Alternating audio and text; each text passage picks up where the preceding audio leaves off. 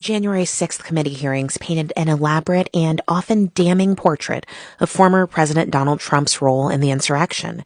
But race is also playing a central, if sometimes unspoken, role. NPR's Sandhya Dirks has more.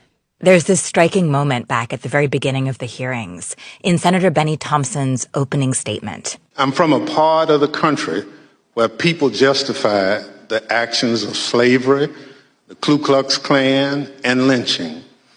I'm reminded of that dark history as I hear voices today try and justify the actions of the insurrectionists on January 6, 2021. Thompson draws a direct line from the lost cause to the big lie.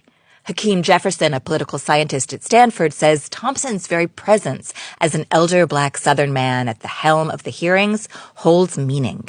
To see someone who looks like Benny Thompson wield this amount of institutional power against a person like Donald Trump, who is awash in the markings of whiteness and privilege and all that it affords. Whiteness, Jefferson says, is at the center of the events this hearing is interrogating. January the 6th was a racial backlash. More precisely, he says, it's part of an ongoing white backlash against the very perception of racial progress.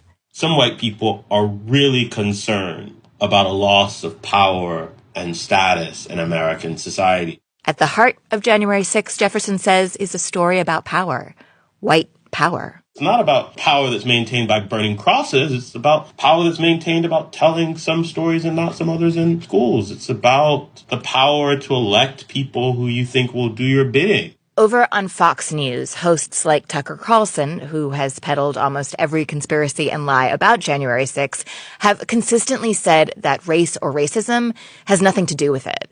Here he is in June, after falsely implying that the election could very well have been stolen. A lot of the protesters on January 6th were very upset about that. And they should have been. All of us should be. But the January 6th committee ignored all of that completely.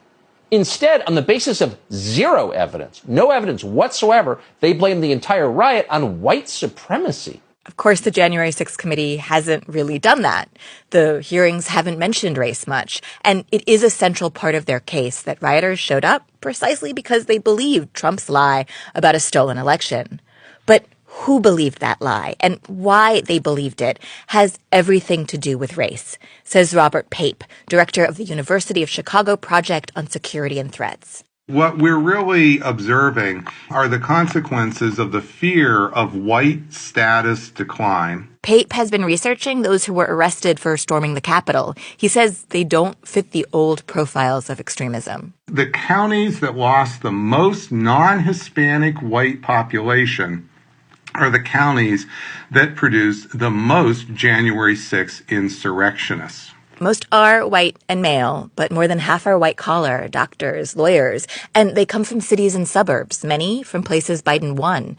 Pape says his research shows that a driving force among insurrectionists and those that support them is a fear of a white majority becoming a minority and having to give up power. These are the parts of the country where diversity is happening the fastest. This is dovetailing with rhetoric by politicians and by media figures, stoking fear about the Great Replacement. To put it simply, they came from places that used to be almost all white and aren't anymore. Nearly 90% are not members of these militant extremist groups. That's the racist conspiracy theory that black and brown people are replacing white people as part of a nefarious Democratic plan to take power and steal elections, a theory peddled by people like Tucker Carlson.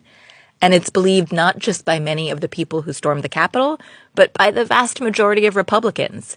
Here's political scientist Hakeem Jefferson again. What's dangerous is when a group like this begins to adopt the mindset or the rhetoric of an oppressed minority. Dangerous because Jefferson says when members of a group that still holds very real privilege, like white people, imagine themselves on the margins, that's when violent white nationalism takes hold. The narrative the January 6th committee has presented, for the most part, has been told in the voices of Republicans and former Trump loyalists.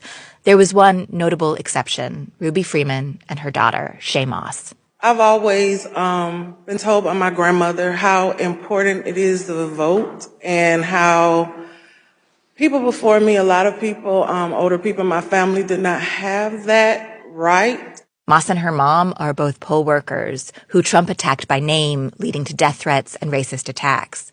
Political scientist Akeem Jefferson says what these two women represent is not a political party or a person in power, but the right of average people to vote, a right that for many was only achieved within recent memory. So many Black people and Black women in particular work on these front lines of democracy. Jefferson says our fragile and incomplete multiracial democracy is in peril. It's not just January 6th. It's also a slow-moving threat from the right, the Supreme Court, gerrymandering, voter suppression laws, like some of the ones now on the books in Georgia, overseen by Secretary of State Brad Raffensperger. He was lauded at the hearings for standing up for democracy and against Trump, but back home, the laws he's championed have made it harder for people of color to vote.